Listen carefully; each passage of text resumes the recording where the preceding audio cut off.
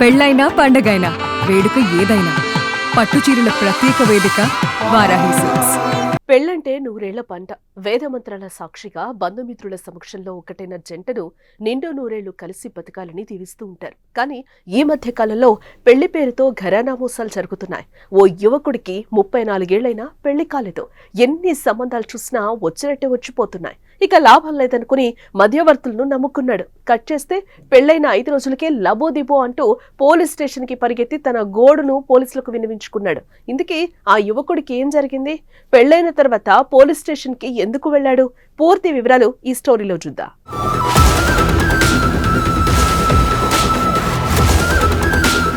కర్ణాటకలోని గంగావతిలో స్థిరపడ్డ తెలుగు కుటుంబానికి చెందిన ఓ యువకుడికి 34 ఏళ్లొచ్చినా వివాహం కాలేదు. దీంతో యువకుడి తల్లిదండ్రులు ఏపీకి చెందిన శ్రీదేవిని కలిసి తమ కొడుక్కి పెళ్లి సంబంధాలు చూడాలని చెప్పారు. ఈ క్రమంలోనే తాయారు అనే పెళ్లిళ్ల బ్రోకర్ ని శ్రీదేవి వారికి పరిచయం చేసింది. పార్వతి, విమల, ఆటో డ్రైవర్ అప్పారావులు కృష్ణలంకకు చెందిన ఓ యువతితో గత నెల 13న విజయవాడలో పెళ్లి చూపులు తతంగం జరిపించారు. పెళ్లి కూతురు కుటుంబం ఇబ్బందుల్లో ఉంది. పెళ్లికి ముందే 3.5 లక్షలు వరుడి కుటుంబం వద్ద మధ్యవర్తి వసూలు చేశాడు.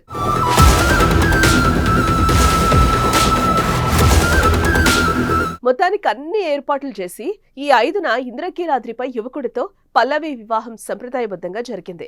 7న కర్ణాటకలోని గంగావతిలో నవదంపతుల రిసెప్షన్ గ్రాండ్ గా నిర్వహించారు. ఇక పల్లవి వెంట వచ్చిన ఆమె సోదరుడు హరీష్ పెళ్లి కొడుకును బావా అంటూ బాగా మచ్చిక చేసుకున్నాడు. అంతేకాదు తన తల్లి ఆరోగ్యం బాగలేదు, 50,000 రూపాయలు పెళ్లి కొడుకు వద్ద తీసుకుని అదృశ్యమయ్యాడు.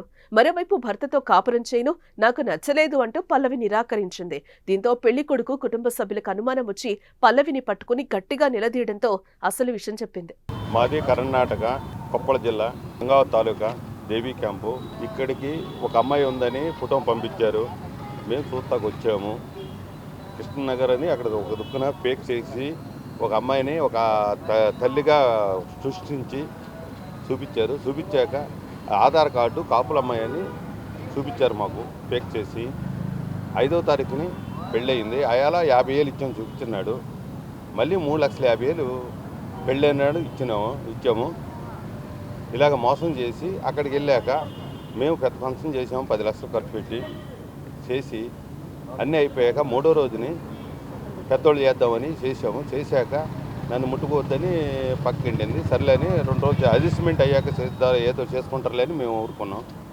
వెళ్ళిపోదామని ఎస్కోపోదామని చాలా ట్రై చేసింది. మేము అనుమానం వచ్చి అలాగే చూస్తూ ఉన్నాం. అందరూ కాపలా కాసుకుంటాను. ఒక కుర్రోడు వచ్చి అన్నగారని వచ్చాడు. ఆడు బోకరు ఒకడు వచ్చి ఆడు 3వ రోజున వచ్చేసాడు. ఇక్కడికి వచ్చేసాక 2 గంటలకి నాకు పెళ్ళి అయింది. 2 పిల్లలు ఉన్నారు. నా పిల్లలు ఏడుతున్నారు. నేను వెళ్ళిపోవాలి. 5 రోజులు బోకర్లో అగ్రిమెంట్కి నాకు 50,000 ఇచ్చారు. 2 తులాలు 3 తులాలు బంగారం వేస్తారు. అవి పట్టుకొచ్చేసుకో మేము తీసుకొచ్చేస్తాం నువ్వు రాలేకపోతే అని చెప్పారు. మేము ఇక్కడ తీసుకొచ్చాం. ఇప్పుడు పొద్దున్న తీసుకొచ్చాక ఆ బోకర్లు పట్టుకుంటే ఏం చేసుకుంటావో కేసు పెట్టుకుంటావో ఏం చేసుకుంటావో చేసుకో అన్నారు. మేము దానికి కేసు మీడియాని కాకేసి మేము దీన్ని కొద్దిగా మాకు అన్యాయం జరగకుండా న్యాయం జరగాలని మేము చేసాం. మాకు అయింది అన్యాయం ఇంకోళ్ళకి అవ్వకూడని మేము పోరాడుతున్నాం. దీన్ని కృష్ణలంక ఏరియా తీసుకొచ్చి అమ్మాయి ఉన్న నుంచి మమ్మల్ని మోసం చేశారు బోకర్లందరూ కలిసి.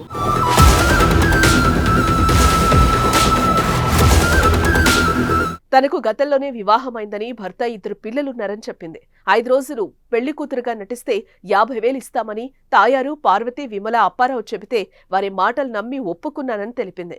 కానీ వాళ్లు తనను కూడా మోసం చేశారని, ఒప్పుకున్న 50,000 కాకుండా 35,000 చేతిలో పెట్టి కనిపించకుండా పోయారని వాపోయింది. తన పేరు పల్లవి కాదని ఆమని అని చెప్పడంతో పెళ్లికొడుకు కుటుంబం షాక్ తిన్నారు. పెళ్లి పేరుతో తాము దారుణంగా మోసపోయినట్లు గ్రహించి బాధితుడు విజయవాడ కృష్ణలంక పోలీసులను ఆశ్రయించాడు. కేసు నమోదు చేసుకున్న పోలీసులు దర్యాప్తు చేస్తున్నామని చెప్పారు.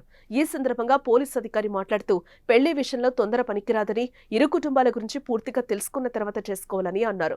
దళారులను నమ్మి పెళ్లి పేరుతో మోసపోవద్దని సూచించారు.